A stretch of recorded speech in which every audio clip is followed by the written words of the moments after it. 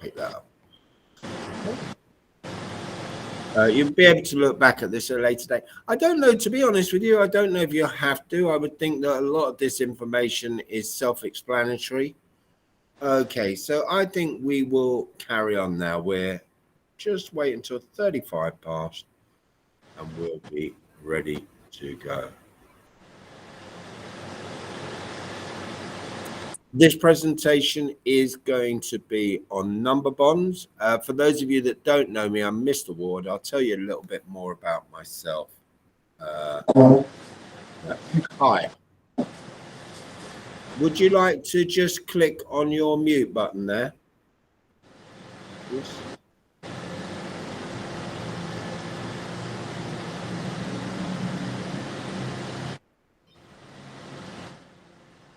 Okay. Right. Okay. I think everyone can hear. So, excuse me. Excuse me. You're supposed to be in symphonics now. That's your lesson. Sorry.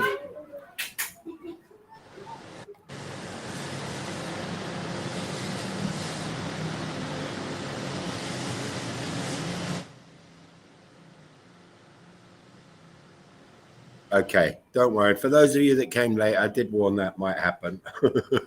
They're a very lively bunch, and they've just been collecting some sort of money for charity. So they're very excited about it. So let me just tell you a little bit about myself first. I am Mr. Ward. At the moment, I'm a year 5 teacher. I've got 16 years experience. I've also taught in reception, year 1, year 3, year 4, year 5, and year 6. The majority of my teaching experience is in London, and I did a lot of work with year 5 and year 6 for exams. In England, we have statutory tests at the age of 11, where the kids have to be up to a certain standard. And my role really was to do that. And I led in mathematics there also. As the curriculum leader, my main role since joining the school is trying to get a consistent approach across the school, basically using White Rose as a sort of standardization point, so that people have something to refer to when they're teaching, so they know they're teaching the correct content for each age group. As a school, we have a sort of global vision, global education, but we like the local tie element, and that's really our strongest point. We want to keep that. And so our mission sort of feeds into making the children independent learners, making them thinkers, leaders, innovators, really understanding that being really truly bilingual, respecting Thai culture, again, thinking about the local tradition, but also being globally aware.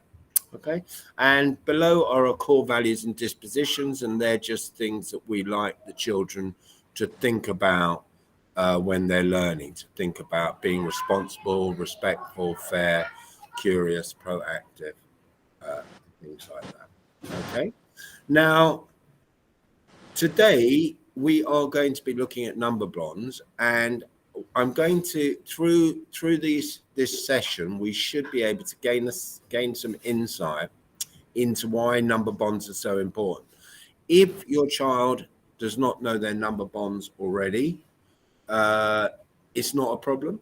You can learn them at a later date. It doesn't, so don't worry too much, but they are the fundamentals, and we'll get into why before we think about some ways of doing it. It's also the fact that we're going to have a little look at how I can use one number fact in so many different ways. I can use that one number fact in so many different ways, and I'll explain to you how we can do that to help thinking.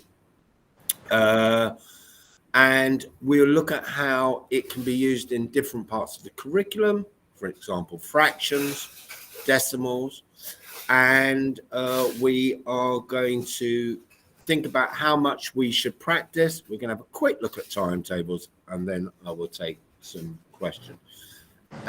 Would anyone like to ask anything before I start?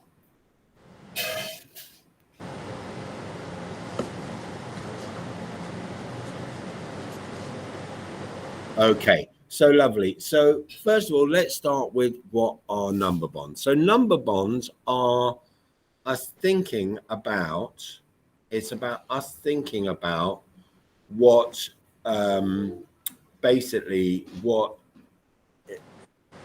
number facts we know. And the first number facts that I would start with, are your number facts to 20. So when you're thinking about your number facts to 20, you need to basically be thinking about all of these numbers. I would start with my number bonds to 10. So what numbers make 10? 3 plus 7 makes 10. And I would start with those, but I would also really insist that children sort of know these number bonds as well. 5 plus 4 equals 9. Any two numbers that come to less than 10 and 10, and I would learn those off by heart. So it's not good enough to know those numbers like using your fingers. Yes, when you start working with a child, when a child is, let's say, 3 or 4 at home, or even my grandson's age of 2 years old, we can count things really, 2 and 3 more, 5. So we can do that. And we can look at it and, for instance, go 1 more, 3, 2, and 1 more, 1, 2, 3. So originally we sort of start with getting the concept of what those numbers mean and to add them. And then at some point the children move on to this. 2 plus 2 is 4. 1, 2, 3, 4. Now that's the second stage, but the third stage of development is just knowing it.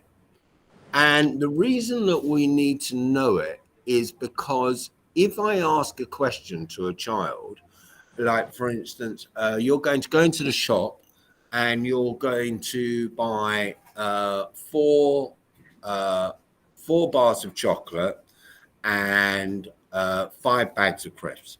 How many things did you buy altogether? I want them to be able to concentrate on what I've said and not these numbers. These numbers, this number bond should be stored in the brain, in the back of the brain, in this bit, which I will show you a diagram about now. So if we look now, just let me return to that screen. If we look here, number bonds are important because they are the building blocks for the higher level concepts as we go along. So here is a diagram of the brain, and you can see the long-term memory is separate from your working memory. And we want to free up the working memory to focus on the problem, not to be thinking about the working memory shouldn't be counting 1, 2, 3, 4 plus 5. 1, 2, 3, 4, 5. The working memory needs to just focus on the problem. And so that's why it's really important that we learn these numbers by heart, these number bonds by heart. Now, I often say to kids in my class who think that they're not good at maths, and there are quite often, there's quite a few. I often say to the kids in my class who think they're not good at maths, what's the name of the people sitting on your table? And they can go, their name is, and they can go around the class and tell me the name of everyone.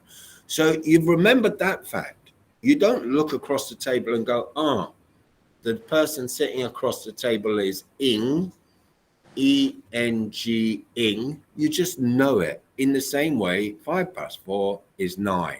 So this is where we want to get to. Okay. So let's have a look then at thinking about which number bonds should we know or should we learn? So I started with, I'm just going to write in a couple of age groups here. So let's start, for instance, I'm going to say that up to 5, should be learning number bonds up to 20. And this, if you were 4, I would say probably up to 10, 5 up to 20, 5 to 6, no problem if they don't get it straight away, but they need to be able to know all the number bonds to 20. So things like 8 plus 7 equals 15. 8 plus 9 is 17, 6 plus 5 is 11, and just learn them off by heart. Practice, practice, practice. How many a day? I think with my children when they were growing up, we learned a couple of facts a day. We didn't need to know many. So maybe you could even just start with your doubles. You could go double 2, 2 plus 2, double 2 is 4. And then double 2 will help them begin to know that 2 plus 3 is 5. They'll begin to sort of feel where those numbers drop in. And you just practice them and practice them and practice them until your child can tell you those numbers, the answers, immediately. And why is this really useful? Well, it's really useful. We said it's because it's the building blocks, but it's also because we can now start working off a fact that we know. So let's say, for instance, my fact is 8 plus 7 is 15.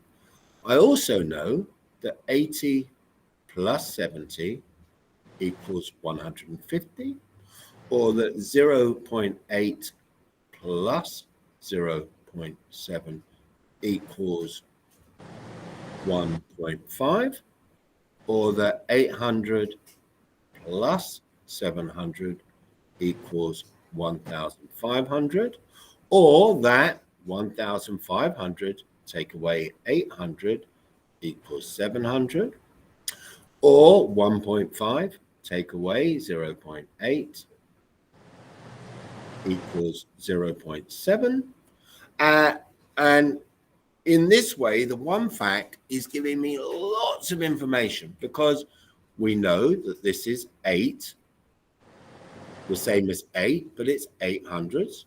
And this is the same as 8, but it's 8 tenths. And so we know that we're adding 8 tens and 7 tens, which means that now we've got 15 tens.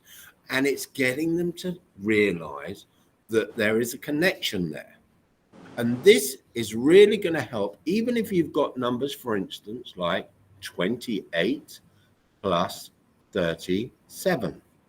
Because I can do my 20 and 30 is 50, 8 and 7 is 15, and I know that answers 65. So as soon as I take away 37, 65, take away 37, I know my answer has to have an 8 on the end of it. These are the little things that just knowing the one simple fact, 8 plus 7, that I can build towards, right? And I can do a lot of this. Now, what I would suggest, if you've got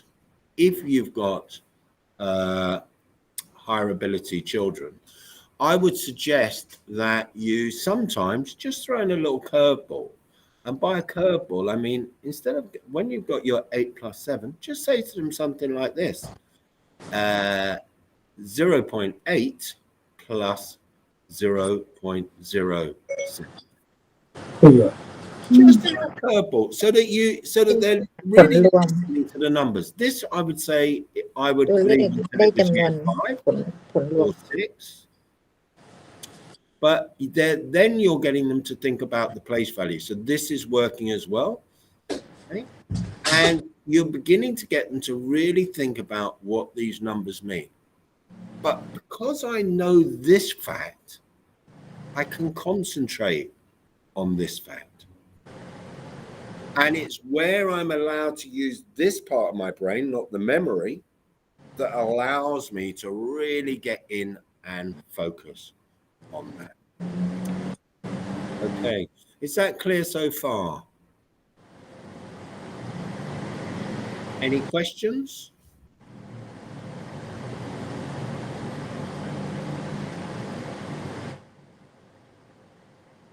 Okay, clear. Okay, let's move along then a little bit. Thank you for putting that text in there. So we've already talked about this, knowing other facts, but where does it fit in? Well, it fits into everything. If we are looking at, let's say, for instance, we are looking at the perimeter of a shape, and our shape is 7, and let's say this one is 2, right? The child that knows the number facts immediately can look at that and put those numbers together very quickly. They can go 7 plus 2 is 9, plus 7, 16, plus 2, 18. They might want to go 2 and 2 is 4, 7 and 7 is 14, 4 and 14 is 18. They might want to go 7, 2, 2 and 7 is 9. They can start wherever they want because their number bonds are secure.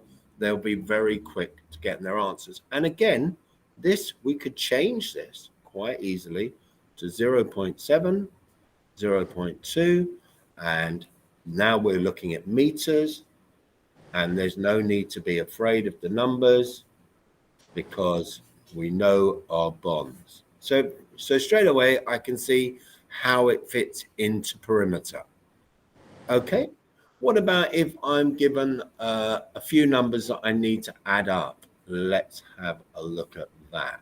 If I was given a few numbers to add up, I'm going to just write down some random numbers. 3 plus 6 plus 8 plus 2 plus 4 plus 7 plus 1. I'll put there. Now, again, a child could sort of go here. 6, 3 and 1, 10, 8 and 2, 10, 4 and 7, 11, 31. Look for their number bonds. Or they could go 3, 7, 10, 6, 4, 10, 8, 2, 10 plus 1, 31. So knowing their number bonds is really useful rather than they go 1, 3, 4, 10, 18, 19, 20, 21, 22, 24. They'll get there in the end. But knowing their number bonds has helped. Looking for their pairs that make 10 have really helped there. And we also need to remember that that works just as well if those numbers are bigger. So that works just as well if I was asking them to add these numbers together, 300, 600, 700, 100, and let's put here 200. This is often a thing that's put together for kids, and again, it's really all they're doing when they're testing kids for this is because they'll be given a time limit on it, and all they're doing when they're testing kids is getting them to think, look, there's my number bonds to 1,000, and that leaves me with 900, and that, so the child can look at those numbers, and instead of getting overwhelmed by the numbers, they can put them together very quickly. Let me just look here. Okay, I want to go back because I want to say a bit more here first. We can also use these numbers in fractions. So if I'm adding fractions and I've got these rather difficult numbers, so I've got 17 over 100, and I've got, let's say, 51 over 100. Again, knowing that 7 and 1 is 8 and 5 and 1 10 is 6, 68. I can put those numbers very quickly together if I've got my number bonds. I can do it very, very quickly. Again, I'm not struggling. I'm not thinking about the numbers. The numbers are instant. And it's not, I don't have to be clever for those numbers to be instant. I just have to have learned them. And again, this would work the same way around if I was to reverse it. 51 take away 17, again over 100. Again, remember we're now looking at work that would be year 5, year 4, and year 6. So we're now looking at this. We don't really want to be teaching this to children in year 1 and year 2, but the same idea applies. Again, I would probably, if I was to do this, I'd probably start by taking away my 10, 41, and then 7, which would be 34, right? So again, it's just thinking about how that works. So it fits into fractions very well. What else does it fit into? It fits into data. When we're looking at data, and for instance, we have, let's clear this, and let's just show. So again, we might have a data chart, and it might be data like this, and the numbers might be, and then you've got your axes, and this could be the children who are voting, and this could be the, let's just say, ice creams. And then so let's say you've got your thing here, 2, 4, 6, 8, and then so this one's 8, this one's 6, this one's 5, this one's 8 again. And the question might just say, quite simply, how many children voted altogether? The questions can be as simple as that. And the person that knows their number bonds will know that 8 and 8 is 16. 6 and 5 is 11, and 8 is 19, and 8 is 27. They can put the numbers together very, very quickly in their head. And I mean, I would say in my class, and generally throughout my teaching experience of life, not including my children, from just working in school, I would say that half the kids in a class are generally this quick with numbers. They would generally, yeah, I've got it, I know what the numbers are. But then you get the other half, and you can see them, and they're doing this because they haven't taken the time to learn them. So again, we can see it fits in straight away with data. I've shown how it fits in with shape and perimeter. It fits in with everyday word problems. I explained that earlier as well. It fits in on angles. So how does it fit in on angles? Let's have a look again. So let's say, for instance, this is your angle here, and you're given this angle of 37, and we know that the total is 180. So now we know we can find the difference. 180 take away 30. Again, it's knowing my number bonds. 8 take away 3 is 5.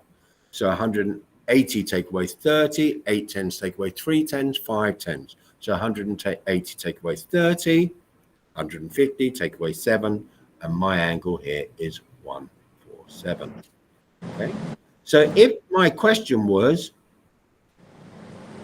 x equals, that's how quickly I can do it. Whereas the child that has to then look and go, right, 180, it slows them down.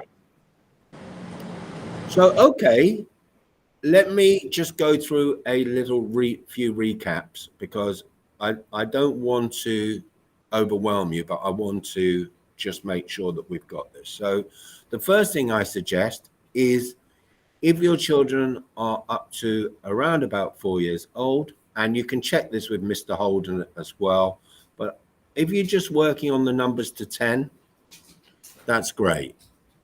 And just becoming secure with them, even up to 5, no problem. But 5 to 6, I would begin to work on the numbers to 20. That's all numbers to 20 instantly. So I'll write that down. That's 1 plus 2, 1 plus 3, 1 plus 4, even 1 plus 1. Just start at the beginning until they can say it instantly. 1 plus 5, 6, and then move on to 2s. 2 plus 2, in that way. Then you can start to sort of try, once they get over 6, you can start thinking about how you can use these in other numbers, like 17 plus 18. In other words, the 7 and 8 is 15. 1 and 1 is 10 and 10, 20. So it's 35. You get them to begin to see how they can use the number fact for that. Okay. And that you're just working on the speed. Now, how much do you learn? No hurry. There's not many to learn. There's not as many as you think. Because once you've learned, once you start getting to here, 4 plus 5 is 9. When you do it the other way around, 5 plus 4 is 9. So the further up you go, the more they already know. So for instance, when you start doing 6 plus numbers, you'll already know that 1 plus 6 equals 7, 2 plus 6 equals 8, 3 plus 6 equals 9. And these are the same as, obviously, the reverse, which is 6 plus 1, 6 plus 2, 6 plus 3. So they will know when you get to 6, they'll already know up to 6 plus 5. You will just be teaching 6 plus 6, 6 plus 7, 6 plus 8. And then when you get to 7, they should know all the way up to 6 plus 7. So it's not as much as you think. Once you actually start just doing it regularly, you will get there quite quickly. They'll know them. And then once they know them, that's going to be a real head start. They're going to be flying in class because they're going to be able to concentrate on what the teacher's saying and not thinking about the number. Okay, is that clear? Have I moved too quickly for anyone? Any questions in the chat box?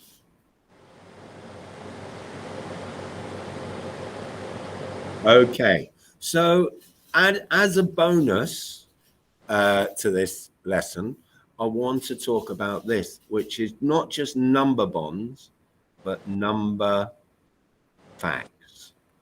And number facts also include our times tables. And the times tables are incredibly important.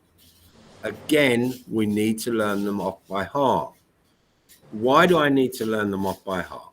5 times 2 equals 10. 10 divided by 2 equals 5. 10 divided by 5 equals 2. And this principle works for every single table.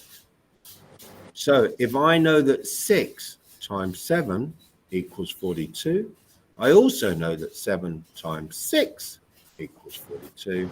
I also know that 42 divided by 6 equals 7, and that 42 divided by 7 equals 6. And the same principle applies as number bonds earlier. 60 times 7 equals 420. 420 divided by 7 equals 6. 7 times 0.6 equals 4.2. So again, this once you've got your number bonds, not before, you can start working on your times tables. And if the kids are young, so if the kids are young, and I'm talking again year 4, sorry, not year 4, 4 years old, 5 years old, don't worry too much. Focus on the counting for now and do lots of real counting and have lots of real objects and make sure that they're looking at it and then trying to memorize it. Don't just jump into knowing number facts, but not understanding what underpins it. And even if I was working with kids at a young age, I would sort of definitely make sure that if I was doing 3 times 4, I would show them what 3 times 4 was. So I'd say 3 times 4 is 12 because it is 3 lots of 4. And then I could say 12 is my total. But 12 divided by 3, shared by 3, gives me 4. And 12 shared by 4 gives me 3. So I would be giving them visuals to help support that. I wouldn't just be learning that off by heart, because it's, if they haven't got the visuals and they don't understand what they're doing, then you're going to get yourself into a position where the child's going to basically disconnect a bit with maths during lessons and go, well, hang on a second, I know the answer, but how do you know the answer? They're not sure. And actually this part is very important, because this part builds into fractions. So I'm going to demonstrate it again. So if I'm working with younger kids, I might just start with doubles. So times 2, doubling, double 2, 4, double 4, 8. This would sort of be the 2 times table, maybe 5-year-olds, year 1, year 2, not too much. Don't go too far. You don't need to rush. You just need to get them to start thinking about what it means to time something by 2. Okay? So you need to get them to learn. And if you're doing 2 times 4, again, it's timesing 4 times 2. So we're timesing it by 2. And when we're timesing 4 times 2 will give us 8. But if we want to divide 4 by 2, then we're sharing 4 by 2. So, sorry, if we want to divide 8 by 2, let's get that correct. And then we can sort of see that, look, I've given 4 to you and 4 to your brother. So we've divided 8, we've shared it equally by 2. We're dividing, we're sharing. We're developing groups of 4. And we could even, if you think your kid's really good, ask them to divide 10 by 4. And then you'll see that there is a bit of an issue, because I've got 1 group and I've got 2 groups, but hang on a second, I've got 2 left over. So visuals will also help here. Same thing for adding. When you're working, a few visuals, 3 plus 2 for the younger kids. Don't just jump into tables. Make sure that you're showing them what they're doing and speak with them about it, and make sure that it's being understood. But again, once we understand these tables, it becomes incredibly useful in the later part of the school. Example, we want to simplify some fractions. Okay, so let's just start with some random fractions. My first fraction is 15 out of 100. My second fraction is let's have a look, 60 out of 100, and my third fraction is, give me 1 second. Okay, and then let's just have a look at this one. My last one is going to be 35 out of 70. Now, if I was asking children which one's the biggest, which one's the smallest, they should sort of look and sort of go, right, we're pretty sure that that one is the smallest, but we'll go back. And let's just say, look, the obvious way to do this is find common multiples. So they're common multiples. The lowest common multiple, this number is 5. I can divide both numbers by 5. It's going to give me 3 over 20. Divided by 5, that's going to give me 12 over 20. And then finally, this one is going to be divided by 5, and this is going to give me 7 over 14. Now, that is all. I've still got a problem here, and there'll be a few parents at home who know how to do this instantly. It's quite simple. You can just multiply these numbers to find the common multiple. But what I can also do is I could change that quite simply to 1 over 2. I could change this one quite simply to 6 6 over 10, or I could divide it by, see if there's a better way of doing it, 3 out of 5. And so I can start really beginning to explore these numbers through using my tables, just through using my tables. Can't divide both of these, but I could go bigger. I can find now a common multiple between 20 and 5. And actually, it's taking me back up to 100. So this one is going to end up being 50 over 100. This one's going to end up being 60 over 100 again. And this one I can take up again to 15. So you can go up as well. And now I can clearly see which is the biggest and the smallest. But it's playing around with tables, and it's getting children to investigate rather than just using formulas. And another thing where tables are really useful, just quickly, I'm aware of time for some people. So another thing that's where tables are really useful, right? So let's say 3/7 of, let's say, 49 equals. And again, it's knowing that I divide by 7 equals 7, and I times by 3 equals 21. And there's my answer. And I've been able to do that quickly because I know my tables. It really is, again, because I know my tables, I can do it. Kids who don't know their tables just cannot do these problems. They can't. I've watched them and I've seen them, and it makes them struggle so much. Again, if my child was really, I don't know what I've done, I would draw it for them, and I would make my 49 here, and I would break it into 7 equal parts like this. And then I would say, so 49 divided by 7, and hopefully they can tell me from their times tables that's 7, 7, 7, 7, 7, 7, 7. And so 3/7 are 21. And that's how 1, 2, 3. And that here is this with your tables. And that's why the kids that know their tables, actually, they don't need to see this visually, but they understand it. They understand it completely. So it's a really useful skill.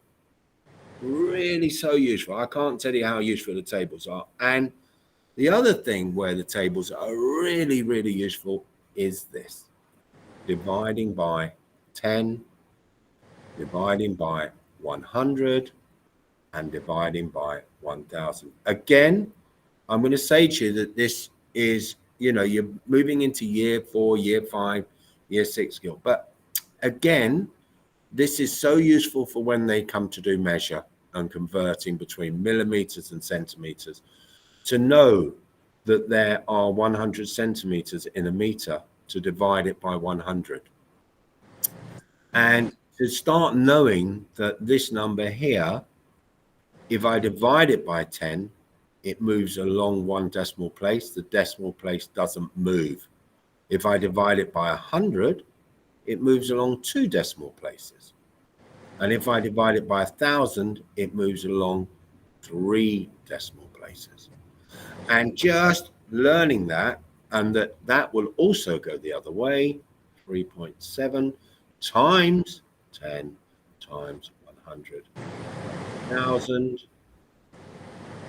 37, 370, and 3,000. So again, just knowing this here is a really useful skill. So times tables are essential as well. These number facts. This skill, there is a technique that we will teach in school anyway. So it's not for you to worry about, but I'm just trying to explain to you here. For you, I would just really focus on the times tables and the number bonds. Start with the number bonds. Once you're confident the number bonds are there, start working on the times tables. Any questions?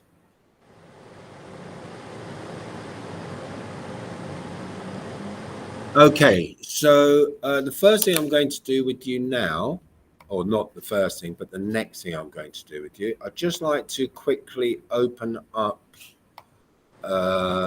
this particular slides that I'm just showing you at the moment and share the link with you through the chat box.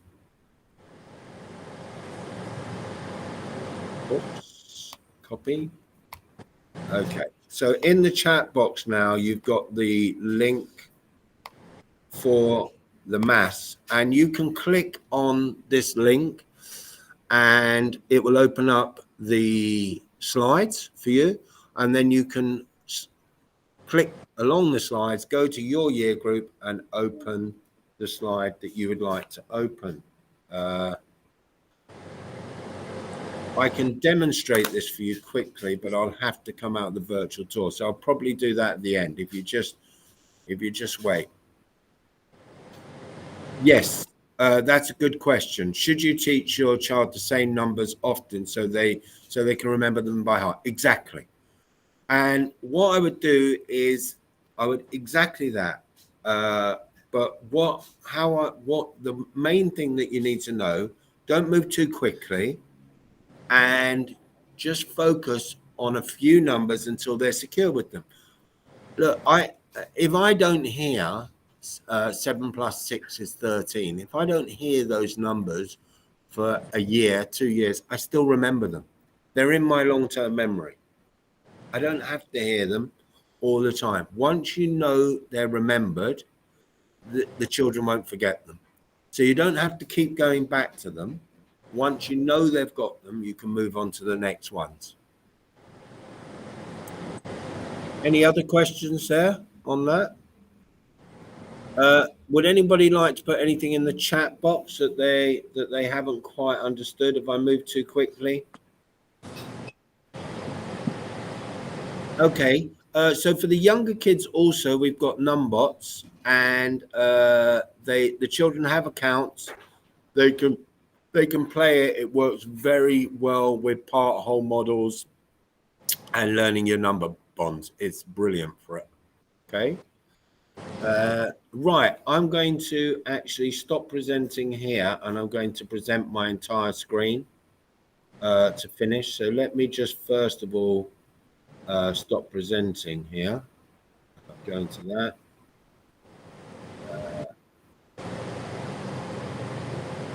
So rejoin and stop presenting.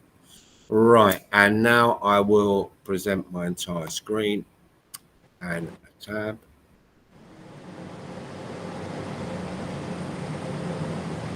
When should I move on to 3-digit numbers? Right, I hope that what I'm going to show you now will explain this. So let me just show you here. This is the next step. The answer to that question, I would say, also does rely a little bit on your judgment. It's not entirely just thinking about. I'm going to share with you now something that will help you think about when you're moving on and what is expected of your child to know at a certain age. But there are kids that I've worked with in year 3 that can do year 6 work. And there are kids that I've worked with in year 5 that are working near a year 2 or year 3 level. So you have to work at the level your child is. But just as a guide, if we go now, I hope I'm sharing my entire screen.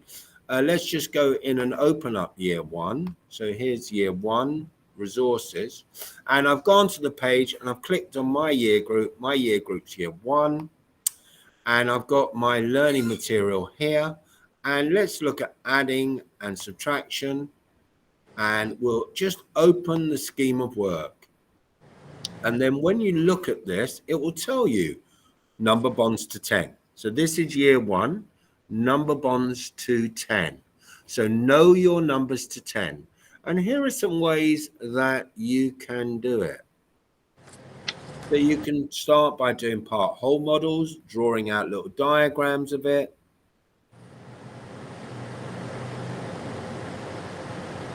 More ways of drawing it, using some counters, using cubes, but learning it and learning it and learning it, and then get to that point where they can suddenly start telling you it. They know the answer already, right? Okay. So there would be year one. And again, they're asking you to complete these models. You're welcome to do these with the kids. The kids enjoy all of this sort of thing. So the found number boards, number bonds, right? Jack found the following number bonds to 8, 3 and 5, 0 and 8, 1 and 7, 4 and 4, 2 and 6. What order would Jack have found them if he had worked systematically? So it's asking them a question. How would he have found it? So he would have started with the 0 and 8, and then it would have been the 1 and the 7, a little bit like I showed you. And then the 6 and the 2, then the 3 and the 5, then the 4 and the 4. So it's just getting the kids to think about how are we putting this together. These are questions that you can ask them to think about. Okay. The butterfly spots have fallen off. How many different ways can you put the spots back on? 0 and 7, 1 and 6, 2 and 5, 3 and 4. I had to say it wouldn't be much of a butterfly because they're not even numbers. So, but it's a really nice little thing for the kids to do and draw. And then they're beginning to do it with showing their fingers. How many more fingers make 10? I do this quite often. I do it actually on a counting stick. I'll show you. I've got a counting stick. I do it. I show the counting stick like this, and then I hold it around about here, and it's got 10 bits on it. So it's 3 and 7, 8 and 2. And okay, it's year 5. So it's 0.2. How much more do I need to make 1? 0.8. So that they can visualize it. Even if they're older, they still need to visualize things. Okay. And then you can just flip. In my case, with the stick here, I can just flip it over and go 20 centimeters plus 80 centimeters makes a meter. But it's not a whole meter. So it's 0.2 plus 0.8. Okay. You could draw that line. You can download counting sticks as well. Just a picture of them. They're quite useful. I wouldn't buy one, but I would certainly download it and work through it with the kids. Let's go back into our workshop, and now let's see how they've progressed in year 2. So we're back into White Rose. It's year 2. I'm just going to look at adding and subtracting, and I'm going to go into my scheme of learning. My child's year 2. I can see the step success, number bonds to 100, but they're talking tens. So they want you to go 20 plus 80 is 100. 30 plus 70 is 100. Add and subtract ones. 10 more, 10 less. So it's really beginning to get them to see how that's working. Add a 2-digit number and a 1-digit number crossing 10. So that's asking you, your 2-digit number is 12, but it's asking you to cross 10. So you've got to do 12 plus 9, 21. 17 plus 8, 25. This presumes that they know what the 2 1-digits, the ones, will add up to. Okay? Subtracting crossing 10, same thing. 15 take away 8, takes us down into 7, takes us down into a single-digit number. Okay? Add 2-digit numbers not crossing 10. Add 1s and 10s. So, for instance, 23 and 35, 57. Again, separating out the 10s from the 1s, but knowing your number bonds. So you can see where year 2 will go. Lots of resources to practice with, but feel free to just use your own, thinking about what you're doing. There's an example of crossing 10, 12 take away 4. It crosses the 10 barrier, it goes into 8. And here's an example of, let's have a quick look here.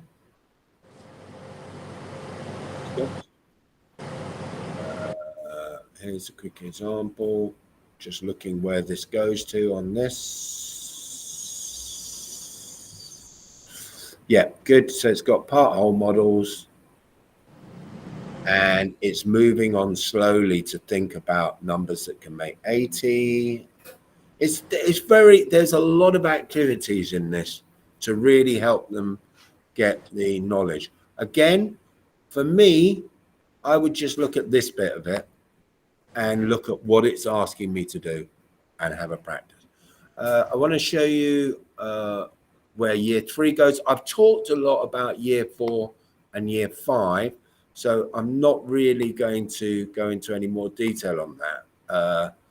But just for the parents who've got younger children to be aware that where it's building towards. So by the time they get to year 3, again, addition, subtraction, let's look how it's changed. And we are beginning to see now that we are subtracting 1 digits from 2 digits, crossing 10. We're adding 3-digit and 1-digit numbers. Okay. And then as we go, we're adding 3-digit to 2-digit numbers, crossing 100. So example, 125 plus 83 would be 208, I believe, off my head. Again, subtracting 2 numbers, crossing the 100, adding and subtracting hundreds, spot the patterns. Right, back into the meeting. So I've shared those slides with you so you can open your year.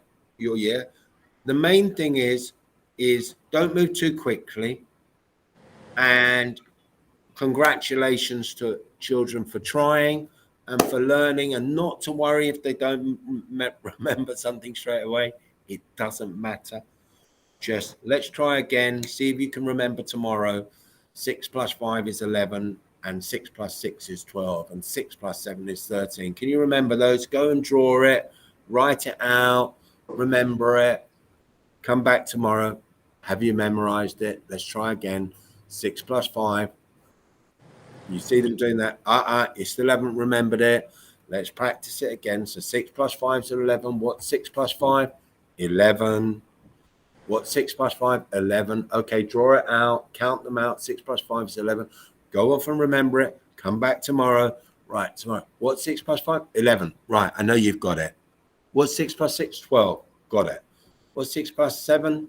13. Got it. 6 plus 5? 11. Okay, let's move on. So 6 plus 8. Just move through them until you've got them. No hurry. If your child comes back the next day and they haven't got them, don't worry. Great effort. We'll keep going. We can do this. Practice again. Motivation, encouragement, and you can get there 100%. Right. Is there any questions? Anybody? If anybody would like to sort of stay behind as people leave the meeting to ask me a question separately, they are welcome to. But we've done close to an hour, and I think that's enough. I think if we do any more, we're going to get confused. So just look at White Rose to instruct you. Thank you for coming. Thank you for coming. Thank you. Thank you for coming. Thank you so much to everyone for taking the time to come. Lovely. Thank you. Thank you. Thanks so much. Thank you. There we go. Thank you very much. If you need to ask me any more questions, feel free to do so. Most of the people have left now, but if you'd like to ask me a question separately, just stick on your mic and you can ask me. I noticed that you typed in a few questions. I'm not sure what your nickname is, Juporn Pen. The same thing. When you're teaching times tables, the same thing. How old is your child first? 7. So the same thing. Just don't do them all at once. Maybe just working. Are they year 3? Are they year 3? Year 2. Okay, for now, don't worry too much. Maybe just know 10 times table, 3 times 10, 30, 4 times 10, 40. Memorize it. Yeah? But for now, that's enough. Don't go too fast. Okay? Just a little bit. Do the 10s and maybe the 2 times table. It's enough. Yeah, don't go too fast. You can, in White Rose, it says you can move on to two digits, 3 digits, but I would focus mainly on just where do you feel your child is at with adding and subtracting and their number bonds? Where do you think they are? Do you think they're good at it, or do you think they need a bit more support? Yes, I think they are okay, but not yet remember by heart. Okay, so just focus on the small numbers. Don't move to 3 digits, 2 digits. Just focus on the small numbers. Get them learned. Mhm. Don't move too far ahead. So make sure they know their number bonds to 20, and that then if you look at the White Rose, it will give you ways of sort of saying things like 27 plus 8 is 35. It will give you examples so that you can practice with your child.